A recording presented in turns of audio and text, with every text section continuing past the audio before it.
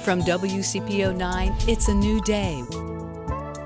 We begin today's show with a special guest who has been in charge of a local organization for almost 2 decades. Her zeal and vision have impressed many and influenced a positive change in times when the future of humanity is at a crossroads. Her remarkable leadership and countless contributions are going to have a lasting effect.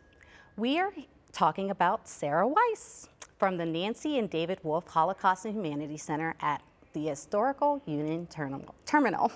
Welcome, Sarah. Thanks for having me. I'm so happy you're here. I've known you since we were in high school, so to see that you've been at the Humanities at the center for 18 years is insane. Yeah, I know. I think we might be getting a little old.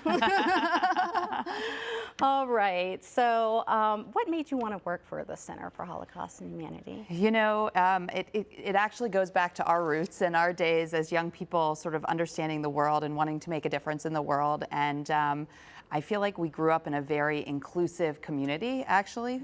And when I was going through college and coming of age, understood that there were all these divisions and injustices and intolerances in the world, and it really made me want to address issues of social justice and how can we be better? How can we learn from the past? And I was blessed with doing an AmeriCorps program called Public Allies right out of college that connected me with the work of the Holocaust and Humanities Center. And I was incredibly inspired with this mission of using the lessons of the past to inspire action today and forcing us to think about what happened and how we can be better. How can we learn from it? You know, we can't go back and change the past, whether it's Holocaust history or history in America, you know, and we might think about what I would have done. I would have stood up, I would have spoken out, I would have protested. Yeah. We don't know. All we know is what we're doing today. And so that's inspired us and me and all the work that I've been doing.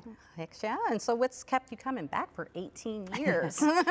So there's, well, the good side and the bad side is there's more work to do, right? There's lots of work to do. And also we've seen the impact of that firsthand. Also, I've had the incredible privilege of working with Holocaust survivors directly and hearing their stories and their stories of inspiration, of resilience, their ability to overcome one of the darkest chapters of humanity and themselves give back, want to share their stories, have hope. Has kept me inspired. And then seeing the work that we do firsthand with schools, with community members, building the new museum at Union Terminal, there's always been incredible new opportunities. And you know, this year, for the first year, we brought every Cincinnati public school 9th grader to the museum. And it was incredible seeing their reaction to the museum. And some of them, for example, the students came as a group who were in the ESL program, and they had their own stories of sometimes immigrating to the States and their own stories of experiences of inhumanity, and they're connecting their story with this historic story and saying, like, I have a story too to tell, is incredibly powerful. So there's so much that keeps me coming back. Keeps you coming back. Yeah. Now, how does it feel that you're now moving on and leaving? Yeah, so it's very bittersweet. As you said at the beginning, I've been at the center for almost 2 decades and feel incredibly proud of the work that I've been able to be a part of and the work that I've done. But when I reflect on sort of what I wanted to do for the organization, I've kind of done it, and I'm ready for the next chapter. And the beautiful thing is the organization is in such a position of strength.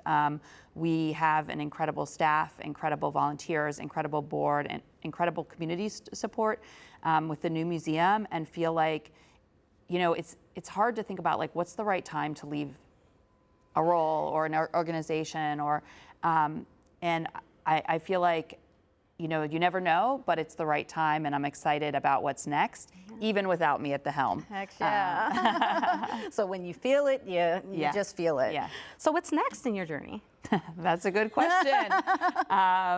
So for now, I'm really focused on the transition. I have the opportunity to stay on so I'm stepping down as CEO, but I'm staying on as a special advisor, and I'm going to focus on some specific projects. We have been growing this work of what we're calling the Upstander Project, where we're encouraging people to think about how they can make a difference in the world and using their character strengths, take action. And so we're building some of that out.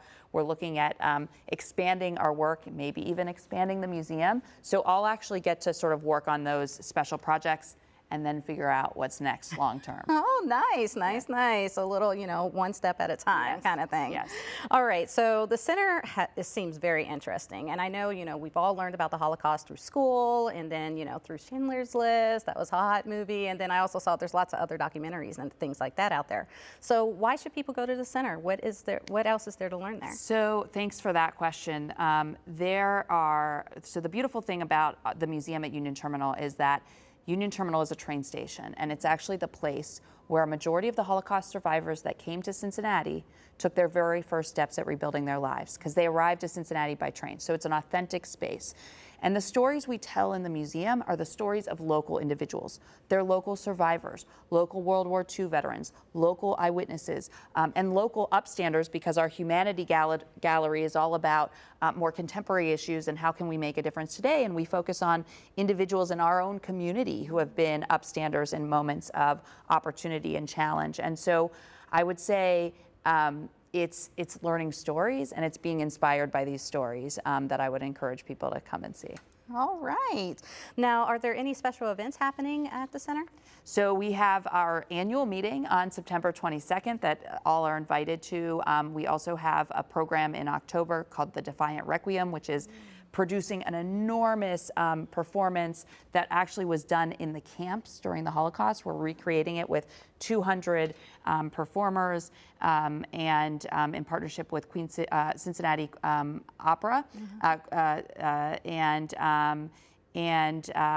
Yeah, lots in the calendar ahead beyond that as well. All right. So tell me, what was your most memorable moment at the center? I think the most memorable for me by far, hands down, was opening the new museum at Union Terminal. Just being a part of that, hearing a survivor say to me, one of our survivors, Stephanie Marks, who was at the celebration with us, didn't think she'd make it to the celebration because she was in her 90s. Mm-hmm. She celebrated that opening. She actually ended up passing away a few weeks later. But she said to me, Sarah, my life has come full circle. I came to Cincinnati with no education, very little family, having lost a lot. And I started my life in this building, mm-hmm. and now my story is being told there. Yeah. So it was just that opening and that feeling of honoring those stories and being able to build something for the future as well. I understand. And what will you miss the most about the center? The people. I mean, it's an amazing organization. Everybody who's involved, the teachers, the students, the survivors, the staff are amazing and are there because they're passionate about the mission. And so that's what I'll miss. Yeah, it's always good to have a good, good coworkers and a good environment. It just feels so loved. I know that's probably why it's so hard for you to go. All right, so we're keep saying that it's located at Union Terminal. What are the hours? We're open Thursdays through Mondays, 10 a.m. to 5 p.m. So all the hours of the Cincinnati Museum Center were open, and also by appointment on Tuesdays and Wednesdays. All right, and is there anything the viewers can do to help the center out? I would encourage them to look at our upcoming programs. I mentioned a few. We also have a weekly Holocaust speaker series every Wednesday via Zoom. And so just encouraging people to engage with our work and share it with others if you're involved in a school. And where can they go to find this information? They can visit our website, holocaustandhumanity.org. All right. Well, thank you so much for joining us, Sarah. Good to be with you. Good luck in all that you do. Thank you.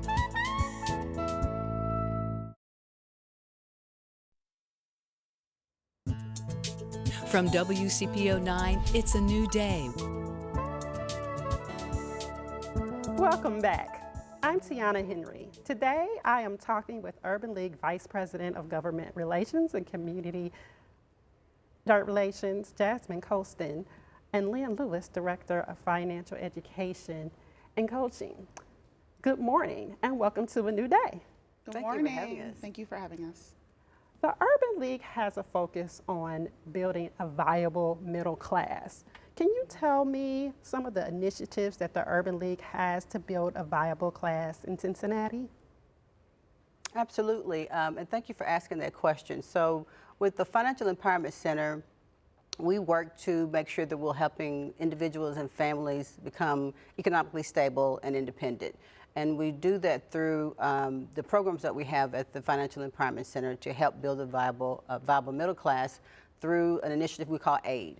And through that initiative, we work to increase the awareness financial concepts and principles through high-level touches like we have posts on Facebook or YouTube. We may have virtual 1-hour trainings on different various topics to where we're just giving participants a very high-level, high-touch information about financial concepts. From that, we're hoping that they will be inspired to want to attend some of our financial education money circles.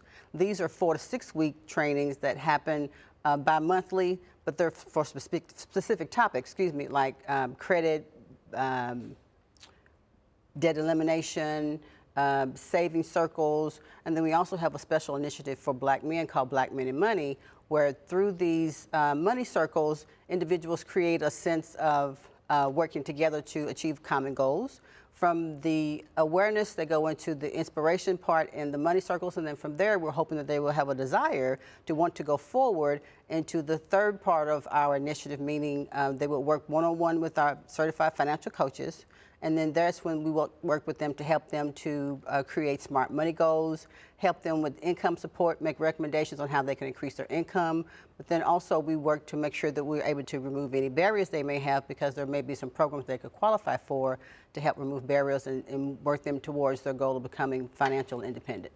I love that. I like the sound of money circle, so Yes. that's a good catchphrase to get Yes. people involved. Now, everyone knows Cincinnati is facing a housing crisis, with rentals at an all-time high this year. Now, how is the Urban League involved in tackling this? Well, we know that Black communities have been historically excluded from wealth accumulation in this country, and it's no different here in Cincinnati. So our approach to making a viable middle class and making sure that Black communities have access to wealth accumulation starts with a lot of different things. We have a workforce program where we are equipping people to have careers that make enough money so that they can even have dispensable income, hopefully, and learn how to, as Lynn said, manage their money and make sure that they are saving and achieving their wealth goals. We also have our financial empowerment center, as Lynn spoke about, that helps them to achieve those goals as well. And we also want to make sure that policy and advocacy is a big part of that as well, because when we have low wages and not equitable salaries for Black women, especially in Cincinnati, we know that that's a barrier as well. So it's kind of a multi-tier approach. That's wonderful. It's good to know that that issue is being touched in the community. And another thing, does the Urban League have any upcoming trainings or on jobs or any financial literacy things coming up? Absolutely. We have trainings all the time. So as Jasmine was mentioning about our workforce department, so our workforce department does have, they have monthly job readiness trainings through our SOAR program, Solid Opportunities for Advancement and Retention. They meet every month, and so if individuals are interested in that program, they can go to our website and find out additional information about that program. And then in addition, the Financial Empowerment Center also has programs throughout the year that vary from month to month. If anyone is interested in getting on our mailing list to know about upcoming programs or want more information, they can always email us at the Financial Empowerment Center. Our email address is fec@ulgso.org,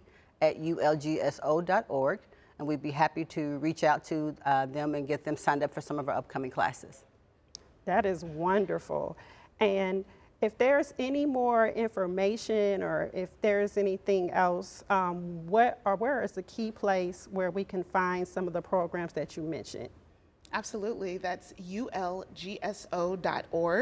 That is our website, and we welcome everyone to see what the League is doing. We are doing a lot of things in the community. Like I said, everything from workforce all the way to policy and advocacy work. So we are excited to have people know more about us. So please reach out to us on our website. Urban League is fabulous. I was a part of AALDP. Oh, wonderful. Yes. So Wonderful. it was wonderful. So yes, please check out the Urban League. Ladies, thank you so much for coming. It has been a pleasure to have you.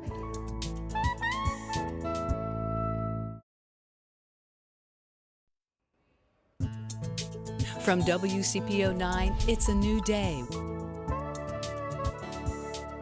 Welcome back. I'm Myra Cates. Now, the pandemic has hurt so many financially, and times of finding a 2-bedroom, spacious, clean apartment in a safe neighborhood have under $500 has almost totally disappeared. So, with the world changing so much, more people are finding themselves struggling, even to the point of homelessness. Luckily, there is help. Joining me now to talk about one of the shelters in our area is Arlene Nolan from the Shelterhouse. Welcome, Arlene. Hi, thank you for having me. Good morning and welcome to a new day. There has been so much going on in the past few years. We have had the pandemic, many businesses are having to close, leading to record number of unemployment. So what have you guys been noticing at the center with all of this? Well, during the pandemic, we did notice there were more options for people experiencing homelessness, especially we serve single men and women. And so there were other organizations that was helping with the burden in keeping people isolated. But as things have, we've gone through the pandemic, we are seeing more and more people enter the shelter due to high rents, evictions, just being able to, stay in their homes and stay safe. People are entering the shelter more and more. Today we've seen a 20% over our capacity, which is really high for this time of the year. It's a little unusual. Oh my goodness. Now you guys have the rapid housing program. How does that work? So rapid rehousing is short-term rental assistance that we provide to people that are matched to our housing program. So the community that is the Cincinnati homeless community receive funding from the federal government, and they contract with organizations like ourselves to help people with their rent, deposits, and some utility bills in some cases. Typically, rapid rehousing helps people pay their rent for about 6 months on average. During the pandemic, it was a little longer because it was harder for people to move and find housing. It's especially hard now with the rising rates, rental rates that we are seeing across this community. Mm-hmm. Yeah, that's what was going to be my next question. What happens when you aren't able to rehouse them within that 30-day time period? Well, we are seeing that time period just being extended out. It is becoming more challenging. There's a limited supply of affordable housing. Mm-hmm. The average, the people we serve typically live on fixed income, and that fixed income could be as little as $871 a month. And if people are paying 30% of their rent, which is, the guide for them, they can't afford $1,000 plus for a 1-bedroom apartment. So it is becoming more challenging. We are having to do things like double the deposit or find some kind of way to incentivize landlords. Wow, exactly. It sounds really challenging. I myself, I tried to, I thought I was going to try to save money and move into an apartment, and I found out that I was saving money just living in my house. So it has been a challenge. I noticed that you guys have 2 separate centers, one for men and one for women. Why do you keep them separated? Well, women face a unique challenge, different from men, and a lot of women have experienced some kind of abuse or trauma, like domestic violence, and so the women we think it's safer for the woman to be away from the men, and so that's why we have 2 separate shelters, and we run them slightly different because of the needs of the different genders. And so, I understand. So what can viewers do to help the Shelterhouse? Well, we ask people to be very generous in helping us with donations and also volunteerism. So we have many volunteers, but during COVID we saw a drop in that volunteerism. So we're really encouraging people to, to come back in and help us deliver the services that we do to the many men and women that we serve. All right, and where can people find information to volunteer and to donate? So they can go to our website, which is shelterhousecincy.org, or they can call us at 513-721-0643. All right, well, thank you so much, Arlene, for joining us today on A New Day. We wish you lots of luck,